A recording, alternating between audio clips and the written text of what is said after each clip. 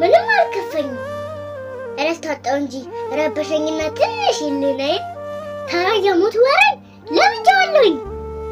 በክላሽ መገደል ምኑ ጋር ነው ብርቁ? በካራ መቀላት ምኑ ጋር ነው ድንቁ? በረኛ መከዳት በማንጎ መበላት ምኑ ጋር ነው ድንቁ?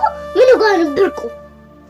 አምላክ እንኳን ከላይ ተኩላ ሲበላኝ ልቡን አላንደለው በስምት አካገኝ እንዴት በገዳ ላይ ክስ አቀርባለሁኝ?